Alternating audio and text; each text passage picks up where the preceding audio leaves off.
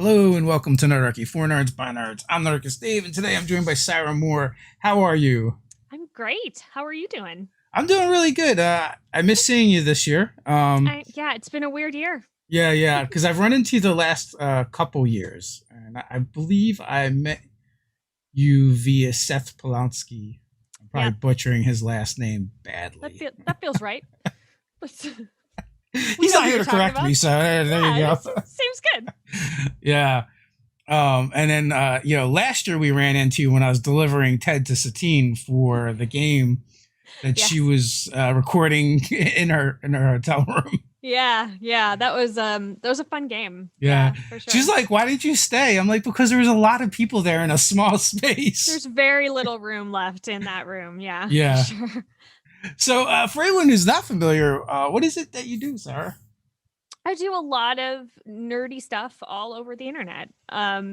I am primarily working with Caldia. So our it's a it's a multimedia project that is sort of the passion project of Peter Adkison, who owns GenCon. And it's based on a D&D campaign that has been running since 1981. So he took all of these ideas and all of these storylines and he fleshed them out and he made them bigger and grander. And so now we have this sort of sprawling fantasy epic that is told partially in live action and partially in uh, like motion comic graphic novel. Um, and there is also some actual like traditional novelization as well.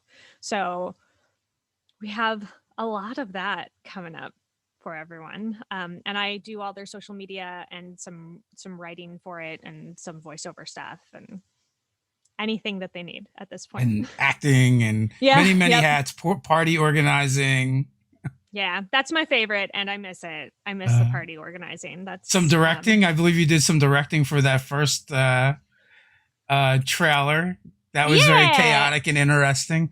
Yeah, I do a little bit it's more the stuff that I'm involved with is the BTS videos that we make, and we make a bunch of videos at conventions and stuff, and involved in those. Yeah, it's a lot. There's a lot. Yeah. So when we actually met in person, so Peter Atkinson, like you said, owns Gen Con and used to own Wizards of the Coast, and so he throws these parties every year. And the last time that we went to one, like you guys were putting together the trailer for Caldia, and Peter's like, the deal is you come here, I ply you with liquor, but you have to watch my thing. Yeah, It's almost like a timeshare yeah. Well, presentation. years ago when we started wanting to promote this, he said people don't want to come to panels, but they do want to come to parties. And so we decided that instead of doing panels to talk about what we were doing with this, that we would just throw parties in his suite and then people would come in and we would give them, wine and beer and snacks and mingle and chat, and then he would go, hey, you're all in my room, so now you're going to watch this thing that I made. And it's been working really well. People might, love it, might so as well just throwing the parties yeah, anyway. exactly. Yep. And we have a definite start time, and then we Yeah, have until security says it is time for you all to be quiet, please. yeah. So Well, it wasn't too bad. I mean, security. I haven't seen security show up and throw people out yet.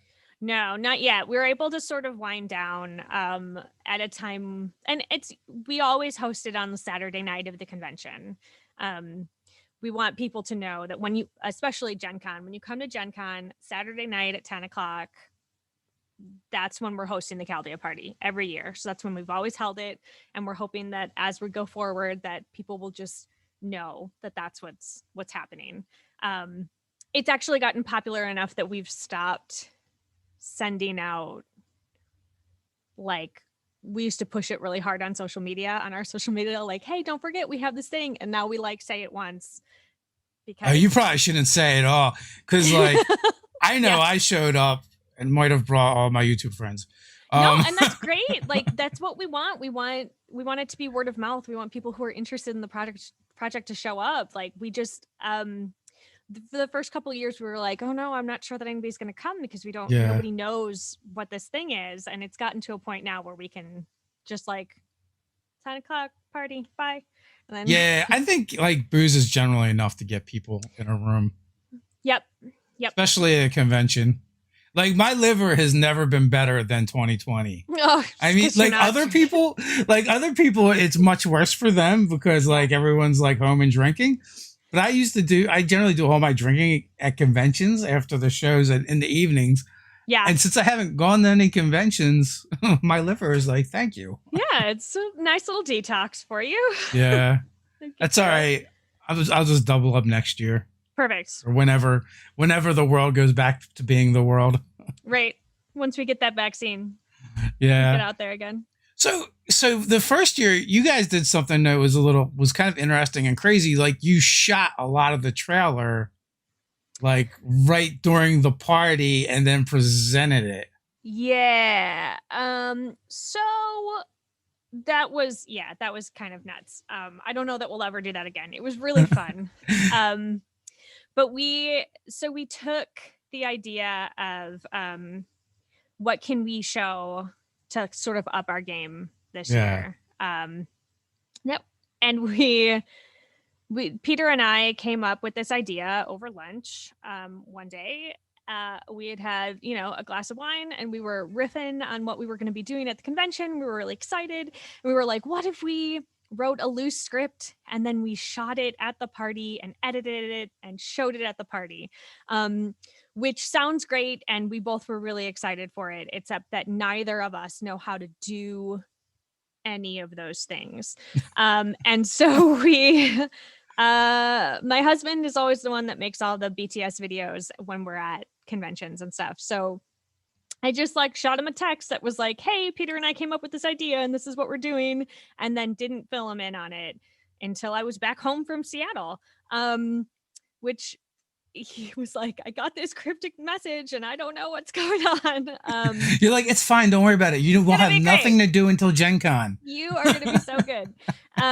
So I wrote a script before the con and then like found people at the party who could memorize them enough.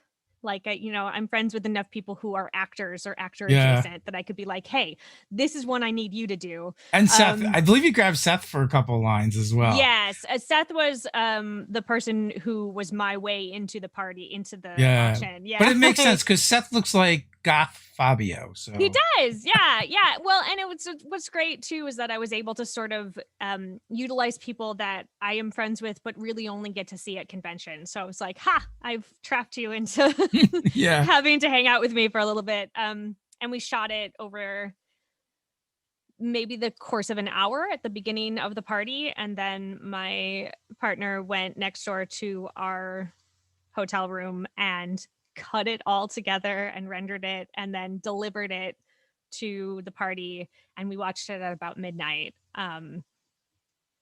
He's never worked so fast. He was very stressed out, but it was super fun. And it was also really cool to watch everybody see it and be like, that's me, Yeah. It was very fun. It was actually a lot of fun. And we were talking about it and like, discussing that, like your husband had to get everything ready. And I'm like, as someone who's done editing, I'm like, oh, the rendering, that's always the problem.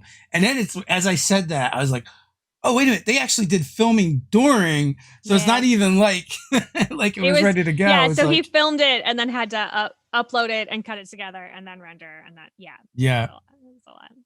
And there was some voiceover stuff, but we filmed that we recorded it beforehand. And then there was a couple pieces that we had filmed still at the convention, but prior to the party, because we were able to get that all done. But it was. Yeah. I mean, there's definitely like this cool, like there's like pieces of live action with that motion comic that you talked about in there. So yeah, it's an interesting idea. Really fun. Well, and also in the larger, like in the series itself, we're able to do things with that motion comic that we would never be able to afford to film. Like we Makes don't sense. have we don't have Hollywood budget, you know, Yeah. and but we have the budget for somebody to do an amazing art panel, but like we can't make an army of 200,000 Wait, orcs, for wait a example. minute. You mean Peter Atkinson isn't Scrooge McDuck wealthy from Gen Con? I mean, I can neither confirm nor deny That that he is has that a is a vault money that vault he that he sleeps dives into. in. Yeah. Um, but yeah, like the way, because our story is so traditional fantasy, like we've Mhm. got dragons and orcs and so many different like species and creatures and dinosaurs and like things that we couldn't convincingly put on screen without bankrupting all of us. No, So no, the motion comic thing is definitely a cool way to go, and all that stuff's like going up over on YouTube too. Like, there's a bunch of yes. trailers and pieces over there, and it looks like the whole thing's going to go on YouTube, right? Or no? Yeah. So we have sort of a family friendly version that is going on YouTube, Okay. because it is a uh like traditional fantasy. There's a lot of violence, there's nudity, there's adult content. Yeah. And so what will happen is that all of the episodes will go up on YouTube. And then if you want to see the uncensored version of these episodes, they will be available on our website. So you can come back and watch. But if you need it to be slightly sanitized for whatever Yeah. reason, you can just watch it on YouTube. So, is there like a greater goal? Like, is it just meant to be a show? Is it, or is it the He-Man version of advertising? I think this is just a story that's really important to Peter and Steve Conard, who is one of the other main writers and directors. And we just sort of they just want to tell it, and I think that it's all gonna, there's like many seasons in the works, and we're hoping to just keep releasing, and if it turns into something where there's more backing, things might get bigger, but at this moment they are self-funding it, and so we're not looking to have it be more than that. But Mhm. I also know that Peter is a shrewd business person, and he's always got his eyes open and his ears open, and so you never know what kind of partnerships might be happening. Yeah. Well, I mean, primarily we generally talk about D&D and stuff on here. So, and you just mentioned that it was a D&D campaign first and Yep. also a Wheel of Time campaign. So I was just curious if there's any inclination to actually turn it into a campaign setting that people could, explore. I'm sure they would love that. We currently, at all of the conventions that we go to and have a presence as Caldia, Peter runs games that are set in our world. Sometimes they're Burning Wheel games. Sometimes, most often, they're D&D, 5th edition, since it's very user friendly. It's easy to pick up. Yeah. He has run a Fiasco game set in our world. I think he's just sort of exploring and having fun with it and like seeing where we fit best. But it definitely, it started as D&D, and it has its roots in that like traditional tabletop RPG. So Cool. yeah. So does he have other people running games in Caldia, or is it just like his playground right now? At the moment, it's just him. But there's, prior to COVID, we were hoping to be able to expand some more stuff. But so hopefully when we're going to be able to get back into into conventions, we might be Yeah. able to run some extra. Someday. Have you guys Yeah. been doing any virtual conventions? We did we've done a couple of like cast and crew only virtual stuff. Peter has been a guest at a couple of conventions, which, well, actually a couple of them were very cool because he was able to go to like one in Germany that was happening at the same time as something that would have been happening here, so he wouldn't have been able to Go. go. Yeah, exactly. Yeah, so he's been bopping around at a couple conventions virtually, and just kind of making sure that people know we're still doing it, kind of a Okay. thing. Do you run the social media? I do, yeah. I Because do. I remember you mentioning like you have a social media title that you gave yourself, and I feel like it has something to do with fairies or pixies. Yeah, actually Peter gave it to me. He said I'm their social media princess. So that's what I do. I run Twitter Is, and Facebook and is that on your Instagram. resume? It's on my business cards. Yeah. Yeah, absolutely. And it's funny because people remember it. Yeah, yeah. So yeah, instead of social media manager, it's Yeah, there's millions of those. Like, yep. Yeah, I think I'm maybe the only social media princess out there at the moment, which is very fun. nice.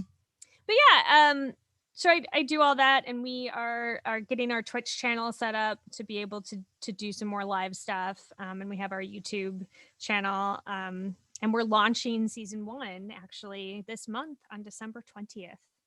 So the prologue and episode 1 will be live on the 20th of this month. So, is it just for Caldia that you do the social media, or are you for more of the stuff? Like, because I know, like Peter does like fireside chats and stuff as well. Yeah. So technically, fireside chats are through GenCon, Yeah. and it's on their Twitch page. But we do promote them because Because it's reasons. because they're both Peter. Yeah, Peter yeah. is GenCon and Peter is Caldia, and so we and there are times that he, because Caldia is so important to him and how much he does, like it's going to come up in those chats often, and so we just promote him out there, and we broadcast that. Well, prior to COVID, we would broadcast that from our set, from our studio, from Caldia Studios, where we had a really lovely fireplace that was part of one of our sets that we had in our studio. So Nice. yeah, So it was very fun. you said you've done some of the voice acting and acting for that stuff. Well, Yes. what characters, or do you have a favorite character? So I play Poppy, and she is like the fantasy version of Lois Lane. She's a intrepid reporter who gets herself into scrapes and is constantly not following her editor's directions, sometimes to her detriment. Yeah, so she gets to go out there and just sort of like, they don't like that it's still where she's working is a pretty patriarchal, and so the fact that she has come in as a woman, and she's a noble, she's a lady, and so that's also bucking tradition that like her father's not super happy with, but she gets to sort of be bubbly and excited and talk her way into places she's not supposed to be. So nice. Yeah, that's what she does. She's delightful. So like, how big is the kind of like the cast, I guess? Oh, so big. There's a ton of people involved, because I think at this point, we're looking at about 7 seasons. And so we have sort of our core cast, which is maybe like, I don't know, maybe a dozen people that are core. But there's also a ton of extras, and then this is just in the like live section. Once we get into the voiceover motion comic section, we have just layers and layers and layers of voices. We have a couple people who have come in and played like 8 different voices, because this person only shows up in one scene and this person only shows up in one scene. And so if you are a seasoned voiceover actor where you can like change your voice enough, we're going to use you for a bunch of stuff, knock you out, get it all done in one session. And then there's also a bunch of crowd scenes and crowd noises that we layer in a whole bunch of people talking. I also do the IMDb. It's overwhelming how many people are involved in this project, but also really cool to see like that many people coming together to do this thing that started as like 4 people around a table with some dice. So So, how's the experience been for you? Because as an actress, this is a lot. This is probably a bit of a departure from what you've done before. Yeah. There's Um, not a whole lot of like motion comics out there. Plus, with the live stuff mixed in. yeah, it's actually been super cool to watch it develop. And I got involved in it. I think it was like 6 years ago, maybe. Um, I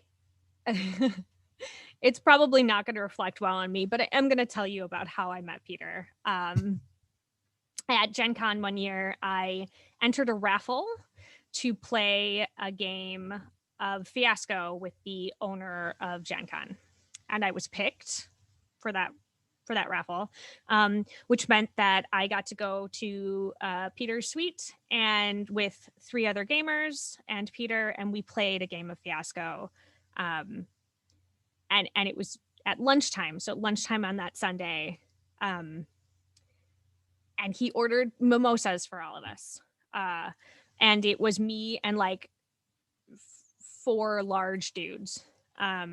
And I am just a little bit of a thing. And I drank the same amount of mimosas as those people. And I got Yeah. real drunk. And he started talking about his like how he had these projects coming up and he was wanting to do filmmaking. And I got very brave and said, I'm an actress. You should hire me and cast me in your stuff. Yeah, yeah.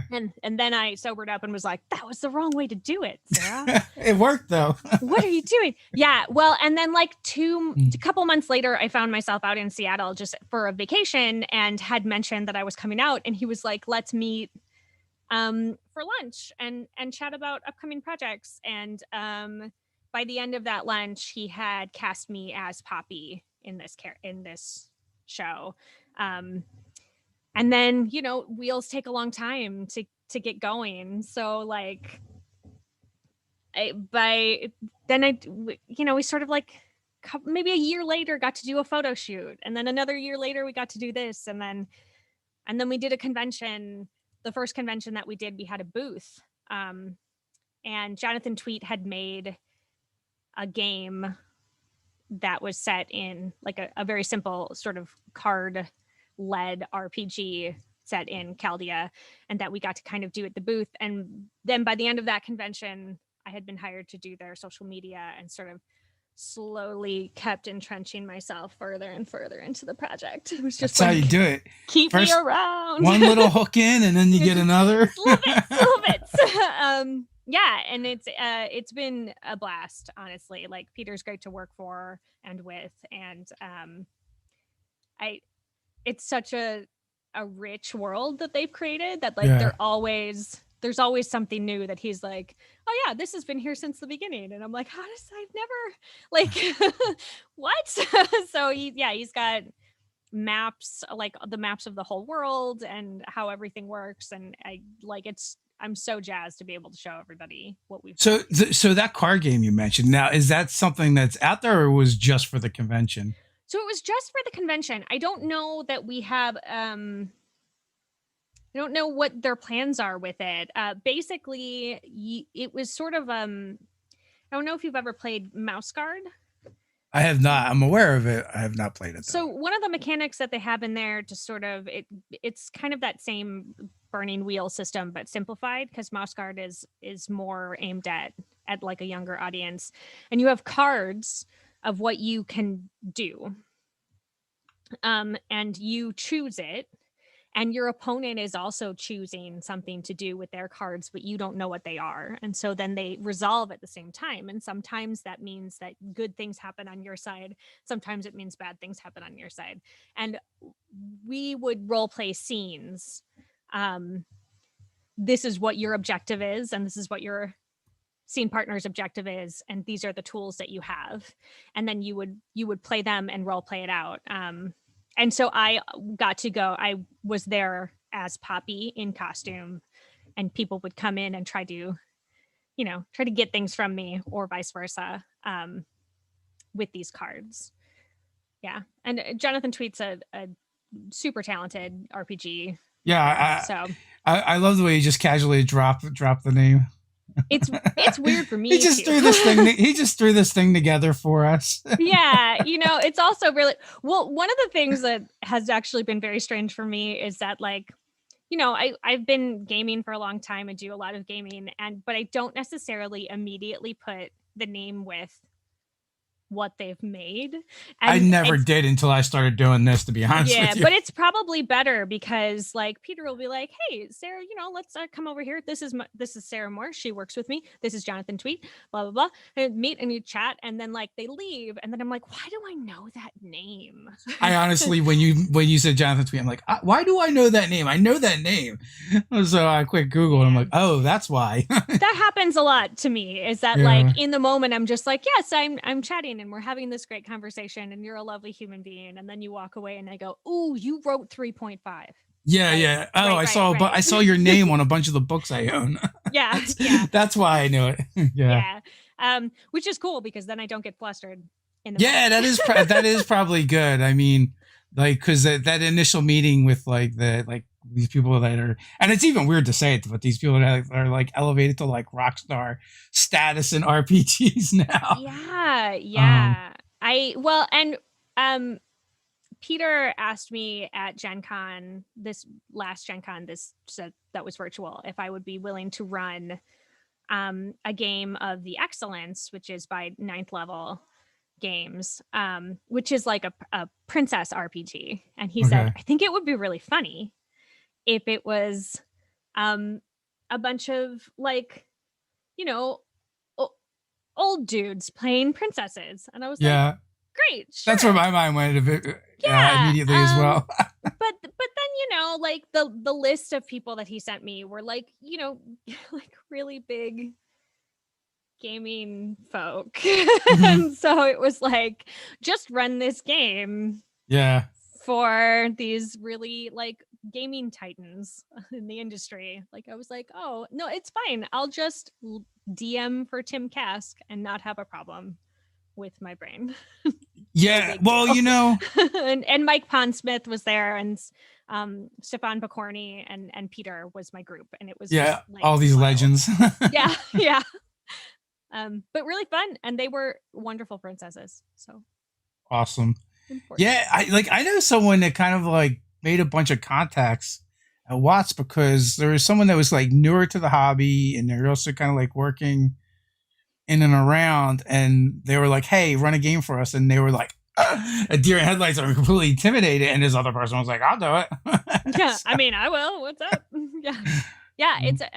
It's fun. I think it's I've gotten more comfortable with that, but it's very strange to like one of the years, one of the videos that we made, we were at Gary Con, and we made a video where my daughter, who was 11 at the time, was this like killer DM that was killing off all of these really important people in the gaming world.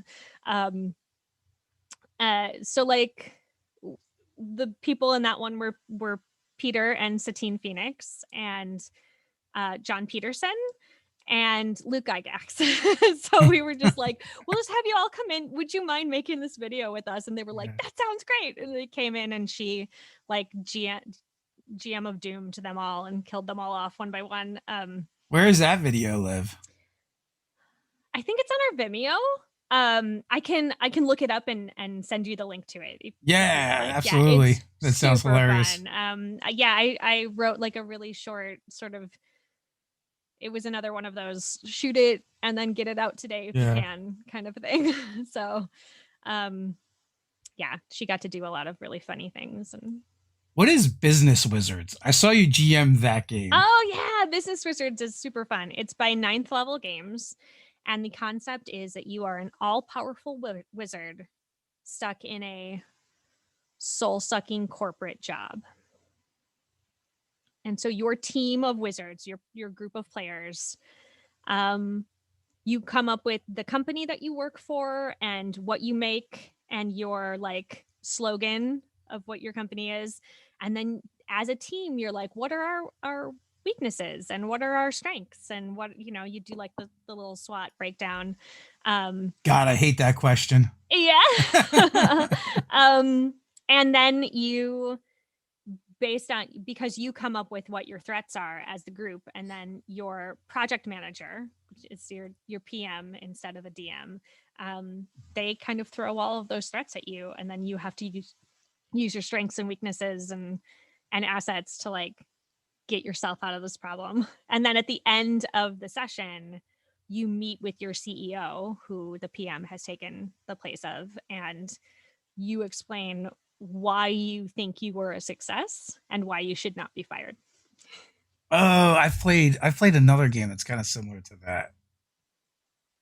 Can't, It was super fun. I forget the name of it though. It was like you were secret agents, and it was kind of like the same kind of premise where you had to like make a character go on a mission and then come back and like try and get someone else fired, but fired in that game and execute it. Oh, sure. Yeah.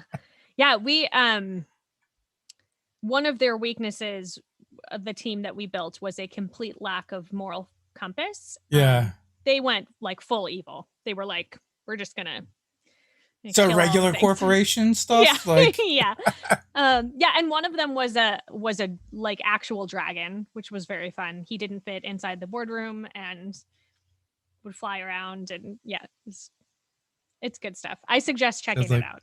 sounds like fun. Have you run Kobolds Ate My Baby? I've done Cobalt Ate My Baby. And I've played it as well. It's ridiculous. I have not yet, believe it or not. It's real fun. Because it's a you can roll on tables, I think, to figure out what your character is, and it's really user friendly. And it's one of those like, we have a game night, but nobody has a lot of brain power to be able to like have come up with a big campaign. Yeah, or play your GM's missing, a player, stuff like that. Yeah. Yep. So we do that. And I'm actually running another session of that next weekend. Cool. For a company. There's a company in Chicago called Rough Magic, and they facilitate DMs finding groups of players and vice versa. That's totally becoming a thing. Yeah. So like, are you doing for like individuals or like on a corporate level? So far it's just been like a group of players, like just people who are looking. And they don't even know each other. They're just like, this game looks cool. So I'll like put a game out and be like, this is a game that I want to run. Yeah. This is how many players I need. And then they will find it. A friend of ours is like, hey, do you guys want to run a game and get paid? I was like, I don't know. I usually turn those things down a lot of times. Mm-hmm. And then like he gave me the number. I'm like, all right, I'll do it. Yeah, but and especially games that don't require like a huge amount of prep, you know. Like I think it would be different if somebody was asking me to like run a campaign. That's a huge amount of time commitment. But like the shorter like one shots and I like to be able to explore different systems too. Like if I'm going to use this, I'll run a one shot for a group of folk I don't know necessarily. And then maybe discover I really love that system. And so then I can bring it to my group of players and be like, do you guys want to try this for a little bit? Or, nice. Guinea pig on the strangers. Yeah. I don't know these people. I may not even like them. We always have a good time, but like there's a difference. I think through doing those one shots, there are games that I discover, like, I think I could come up with a really cool campaign within this world. Yeah. As opposed to like, this is definitely one shot material. Like I'm running Sexy Battle Wizards coming up pretty soon. Okay. Where you have 3 stats and they are sexy, battle, and wizard. And that's it. That's all you can do. Makes sense. And who puts that out? Oh gosh. Put me on the spot. Hold on. Let me look it up. Yeah. Yeah. So it's a 1-page RPG. It's one of those like designed to. I love 1-page RPGs. Me too. They're good fun. Yeah, well, like when we were reached out, so apparently like it's this company that does these corporate gigs, and like they're like, it'll be cool if we do a D&D night, but sometimes they might do like a cooking night or whatever, and it's just from people from the company can drop in and out, and like I didn't know that going in, and I didn't know like there's a good possibility the people that you're going to play this game with has no idea what that game even is, and one of the guys that showed up, he's like, yeah, I'm here, but I might have to leave and work. Oh Because he was like, no. because they're literally at work while they're doing, not at work, because no one's at work right now, but Sure. But they're doing, yeah. yeah, like Um, customer service or something. yeah. So Sexy Battle Wizards was written by G Showit, GSHOWITT.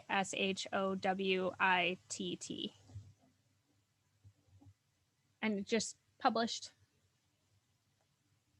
So sexy battle wizards, sure, why not? It's lovely. it's silly, good fun, like, you know. Do you have a favorite one pager? Ooh. I don't know. I think it kind of depends on the mood I'm in. I do love Cobalt Ate My Baby. Because it is truly like the most ridiculous. One of the things that I love that you do is you roll for like your fatal flaw. Yeah. And like one of the characters that I ran for last time, they had rolled that they were always hungry, and so they were constantly making checks to not eat whatever was in front of them. Oh. Just consistently, like, and they failed a lot, and just like tried to eat like a cat and tried to eat like some chickens they passed, and like, yeah, and of course the babies, all the babies that they come into contact with. My puppy also has that flaw, and I'm sure she often fails the check. Yep. The one night she got sick and she's just throwing up dirt. Oh, I'm like, why did you eat all this dirt? What did you get into? Why did you eat dirt? And she's like, we're always constantly taking rocks from her. Like, why? And so she's like, she's a Shar-Pei Mastiff mix, so she's got like the scrunchy face with the extra jowl space that she hides things in. Yeah. Oh, my puppy. So, you know, like we're like fishing out rocks. I'm like, why are you trying to eat a rock? She's just checking. I know. My neighbor's like, your dog is so smart. I'm like, yeah, but she eats poop and rocks. But she eats rocks, so I don't know that she's super smart. Yeah. Like, only be so smart. Debatable. And she's got a one-track mind for that stuff. Sure. I mean, puppy, yeah. You know? I mean, I was just before, sending out the link for this call, I had to go help my daughter out because she's in a Zoom call for school and wrangle the kitten that just stole her lunch. Oh, no. The animals in your house are very food motivated, it sounds like. It is. So... delightful. I don't know. My dog just appeared down here. I don't know why. You mentioned her. Oh. you summoned her. You said her name 3 times. I did. She's getting so big though. She's look at you. She's too big to pick up anymore. Oh, well, she does got a scrunchy face. She does. She's got her forehead wrinkle. Oh. She looks like a good pupper. Aside from eating rocks, she looks like a good pupper. She is a good pupper. Well, that and like her best friend is the same kitten that weighs like a pound or 2. Oh, so cute. And like they are so rough with each other. Like she's like on its head and it's like, and you look over and you're like, is she eating the kitten? And you look over, but the cat's like hanging from her face. His claws are hooked in, chewing on her ear, like, and purring. They're like barbarians. That's how they show. Yeah. Like they're just sparring. It is. And then like she'll have enough and then she'll just lay on the kitten. Yeah, like, all done now. You stop. You can't do that. But it's funny, the kitten will sometimes, I don't know if you're familiar with part of the part of the DMG about climbing on monsters. The kitten has mastered that. Well done. She'll get the dog on her back and she'll cling to the side where the dog can't reach with its paws and gnaw on her armpit. And I think it's a tickle spot for her. Because like she's like throwing her head around and amazing. I don't know why you're not videoing this and putting it on Instagram. Yeah. I mean, this feels like prime Instagram material. Yeah, it probably would be. I think my wife has started videoing and taking more pictures of their antics. Lovely. It's just weird. They're best friends. And then we have like an older cat that she's terrified of. He's like he likes to punk her. Like I've seen him chase her and have the dog jump in my wife's lap. Oh, Like, if you ever seen the cartoon with the elephant and the mouse, like yep, that's yep. them. Love it. Well, I mean, they know Yeah. who's leader of the pack in The this pecking house, order. Oh yeah, and yeah. it is definitely the older cat. The cats like to drink from her water bowl, and in the morning sometimes they'll go to put her food out, and the older cat will be drinking from her water bowl, and she'll just bark and whine at him because I want to she go wants her over. food, and she won't dare go near. I don't know why my family keeps bringing me animals. Hello, But baby. that's the dog wrestler.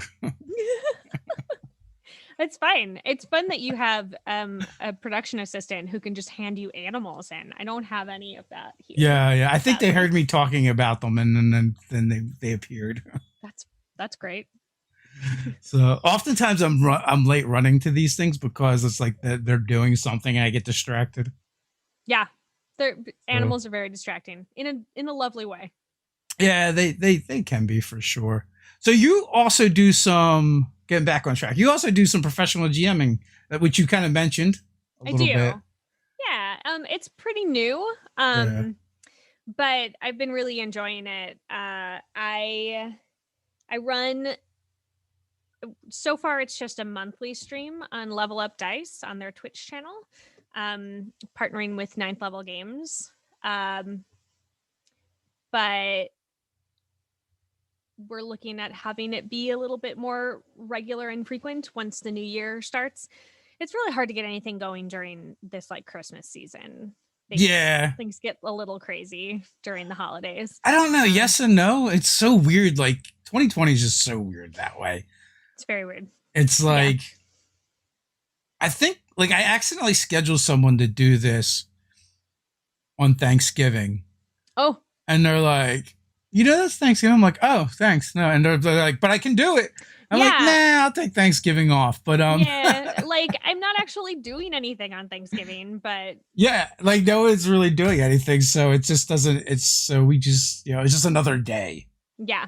Yeah, well, and it's funny because like when we're setting up the calendar for like release schedules for stuff, we like had scheduled something to release on Christmas and we were like, do we leave that? Like Yeah. we're not like nobody should be traveling at this moment where they wouldn't be able to be home. Like how do we Yeah. Although I saw something they were saying just before Thanksgiving, like the travel dropped off like 10%. That was it. And like the commentator was like, they were like kind of making the joke. They're like, well, kind of dark humor, but they're making a joke. It's like, that's like inclement weather. Yeah. Right? People would not like it's raining. I'm not going. Yeah. Which is crazy. I just we've been hunkered down. Like we're not going anywhere. Zoom is great. Yeah. Connecting with family members on holidays, and so we've sort of been treating holidays as like whatever, like we'll just keep doing what we're doing, and we're still like releasing stuff, and I'm still writing games and doing all my stuff. But we made the joke that this whole thing was planned by Roll20 and Zoom. yeah, Zoom has done a booming business during this time. So were you gaming offline or online before the apocalypse? Most of the stuff that I was doing was offline. We were doing the things in person. I like in-person stuff better. Yeah. I feel like because for me, generally when I am gathering with folk, it's because I really like them and I like seeing them. And there's something about table banter that you don't quite get with online. It's harder to do. It's more of a social experience when you're in person. I'm also that person who likes to like. We had a monthly one shot where there was a group of us. There's 4 of us who do like we travel the DM. So if you were the one that was in charge of DMing, you also like themed dinner and a cocktail, and like we would like make it a thing. You're already And doing more work. How about you also? yeah, well, and so then, since we can't get together, like, Yeah. that was great because it was once every 4 months you would prep your game and prep your food, right? Oh, Not a that's big not too deal. bad. Um, but now, we had to stop doing that. And so we've still been running the games, but like we haven't been able to do the other trappings of it. And Yeah. I do miss that part of it. The GM is like, here's what you're supposed to be eating. Here's what you should be eating. Yeah. Yeah. Well, and it's hard. There are some ones that you can't do virtually, or it's very harder to do virtually, like Dread with the Jenga blocks. Like it's Yeah. really hard to do that when you're not all in the same room. And I think that there's some kind of digital way that you could do Virtual it, but tower. it's not the same, Yeah. So Maybe on Tabletop Simulator or something. yeah. So like I think I do miss being in person, but the cool thing about doing virtual is that there are people that I play with who live very, very far away, and I wouldn't ever get to play with them otherwise. Yeah, So I mean they're just two different experiences. They're both good yeah, for different reasons. Like yeah, you for said, sure. we get the game with people, across the world that we wouldn't normally get to. Mm-hmm. But yeah, I do miss like getting together at conventions and being able to see people that I would hang out with, and I only see them, at conventions pretty much. Yeah, convention friends.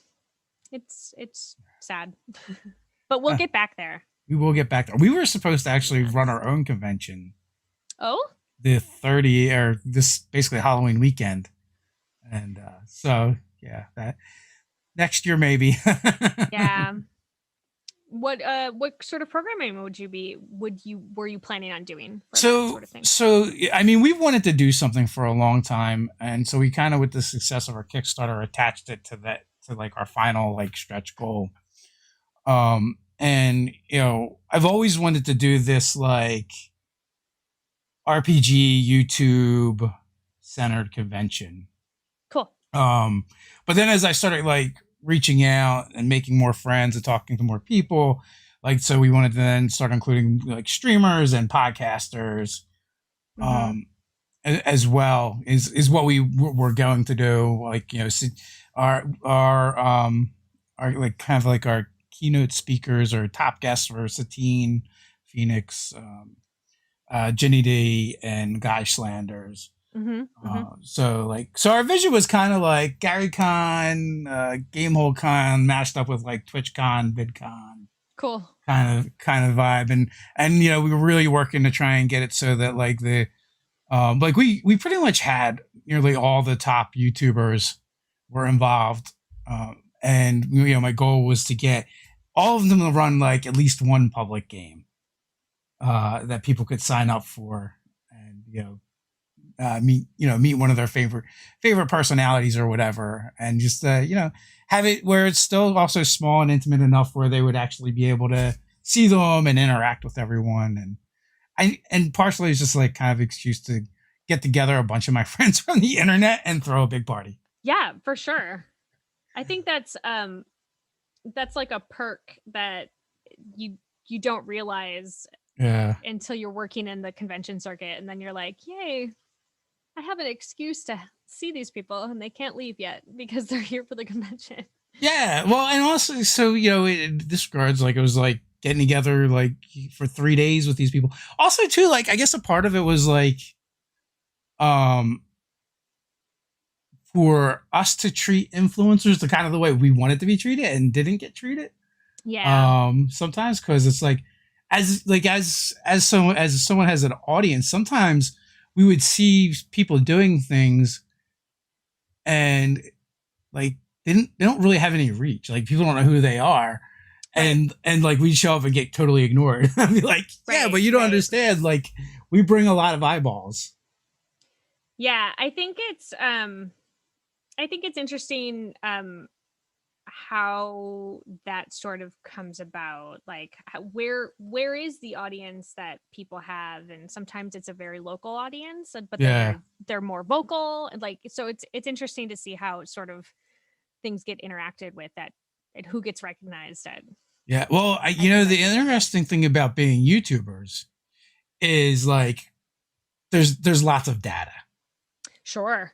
Like for me, one of the hardest things was kind of like bringing podcasters into the fold because like I don't understand their metrics and how things Okay. work. So so we had James Introcaso who we were working with to help us out with that because he runs the podcast network.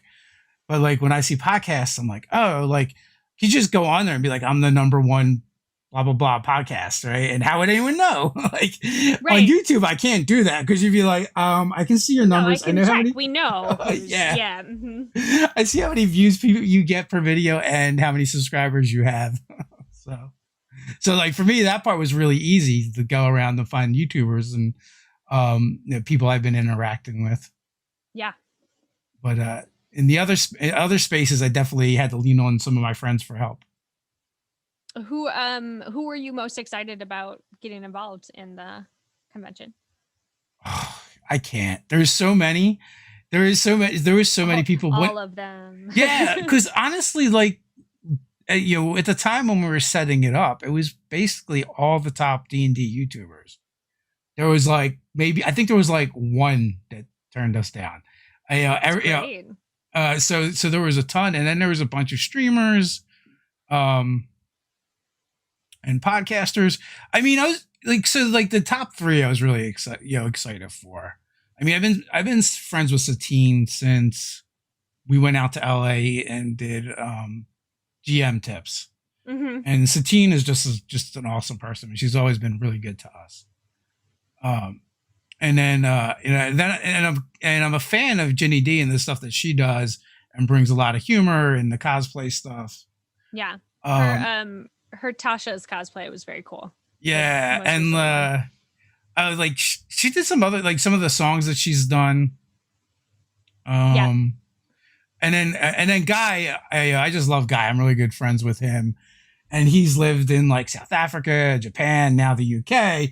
So I guess it's probably Guy because it was an excuse for me to bring him across the ocean to the US. I'd be like, come hang out with me and be my friend for 3 days. Yay! Yeah, that's super cool. Yeah. So, and then after that, there was like a whole slew of people that it was just going to be amazing to have them all in one space. Yeah. Well, and hopefully next year they'll be. Yeah. I mean, we're going to do it. It's just a matter of when now. And hopefully everything lines up. It's just this time around, we had it all lined up. And it was all ready to go. Yeah. Like, and I mean, you've done, this stuff and dealt with a lot of personalities. So you know how that can be. Like to actually get the stars align once was pretty cool. But to have it align a second time. Yeah. Really. One full rotation and we'll see what happens. Yeah, exactly. So you do some cosplaying as well, don't you? I do. I don't do a ton of it anymore now because I've sort of transitioned into burlesque dancing. Okay. Which is very difficult to do during COVID, as it turns out. So everything's sort of on pause. But yeah, I've sort of taken all of my nerd stuff and channeled it that direction. One of my signature acts is episode 4 Leia. So she's a big fancy outfit that just also happens to come off. So there you go. That is sitting now and just waiting. It's just waiting. Yeah, it's just waiting. Yeah. So it's dumb. So and then also like I've been trying to be very careful about not you can't go places to take photos and you can't you have to be masked and I don't want my cosplays to be masked necessarily if they're what we're doing. So like I've been sort of backing off. But you just have to strategically pick all of your cosplays that have masks built in to the character. Yeah, one of my favorite ones I did, I like to twist things a little bit. And you could do Darth Vader. I could do Darth Vader. I did a Sith Harley Quinn. And that was a really fun one that I got to do. I liked that a lot. That does sound fun. What was the inspiration for that? I just was looking for something that would be striking. And I think I dig Harley Quinn's arc in the comic books. I like how she sort of separated herself from the abusive a relationship with the Joker and moved on to being with Poison Ivy. I like that she is a queer character because I'm a queer person. And I like the red black, and I thought that's so perfect for Sith. And I'm a huge Star Wars person, and so I just sort of mashed them together. I got to take photos with 2 fancy lightsabers. I got to, sort of draw on the video game aspect of what happened when like with the cracks around your eyes when you were doing too much things on the dark side, and kind of play with that makeup. And then my partner is the one who helped me with all of the post production on the shoot, and so he was able to I could force lightning some stuff. We had a couple of moons in the background. We had lit lightsabers. It's just super fun. There's a huge community for lightsabers. Yes. Out there, and they spend a lot of money on making these lightsabers. Yeah. I think they're super cool. Actually, one of the things that I got for my husband when we got married as his gift was a replica of Luke's hilt, because he is a Luke guy. So, do you know there's a lightsaber fighting federation? Is there? And we were supposed to have them at our convention to do demos and stuff. Yeah. Yeah, it's based on a lot of martial arts. So makes you, if you're good at it, makes you very strong. I had no idea until they reached out to us. That's cool that they reached out to you. And they're like, "Hey, you're having a convention. Can we put on a show or something?" Maybe. Can we come and be a part of it? And then I was like, yeah, absolutely. Yes. This is freaking cool. Yes. You guys want to come and beat each other with lightsabers? I'm here for that. We will watch you do that. That sounds great. Yeah. Yeah. So, yeah, we're also going to have some kind of D&D drag show as well. Oh, fun. It was kind of we just started talking with some folks that do that. And then the world ended. So, well, if I know anything about drag queens, it's that they will come back stronger. So I'm sure that they will still be around for the next time that you do it. Yeah. I imagine, that's going to all come back. It's just a matter of time. Yep. So. Yeah. Well, and drag queens, I work with a ton of drag queens when I do my burlesque. They are highly motivated people, and they are incredibly creative on a very low budget. So I'm sure that they're still working on stuff in that brain to make sure that when you come back for well, actually, this time is so hard for creators that make stuff, physically make stuff. Yeah. I don't know. Have you ever seen Creature Curations? They've been at GenCon the last couple of years, and some of the other ones. So he sculpts big monster heads. Oh yes, yeah. Those are amazing. Yeah, when you see you're walking down the aisle and boom, there's a monster head sticking out, and they're all really weird, and they have 6 or 8 eyes or 3 eyes, and I love it. Yeah. So I was talking to Brian that does that, and he's like, I really can't make stuff because I sell stuff at conventions and I have no place to put it after I make it. Yeah. And they're big. He sculpts on top of I guess when you taxidermy, you put it on top of a base or whatever. Yeah. And he's he's using deer heads and stuff. So not small. Yeah. Well, and just physical stock in general. If you were a person who works out of your home, you can only hold so much before there's no place to do it anymore. Yeah.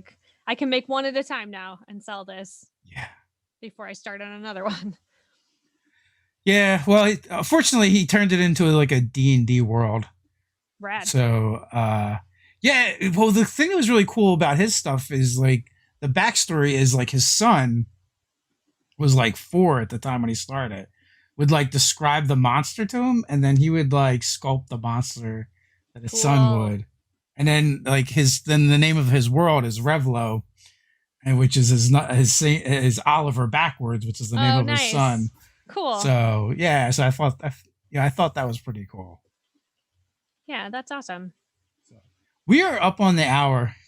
We It did goes it. by so fast. Yeah. Big chatters. Yeah, yeah. Well, that's what happens when you get a couple of gamers together. It's true. Nerds. Yep. So, final thoughts before we head on out? I just was really delightful to come on here and like just get to chat about things I am excited about, and Well, like you have to listen to because you made me come on here because we're here. Yeah. because I'm here and you can't leave. Well, I appreciate you coming on. Thank you so much. As always, fun. folks, in the description you can find links, and after this isn't live anymore, they'll be in the pinned comment. So until next time, stay nerdy. Yay.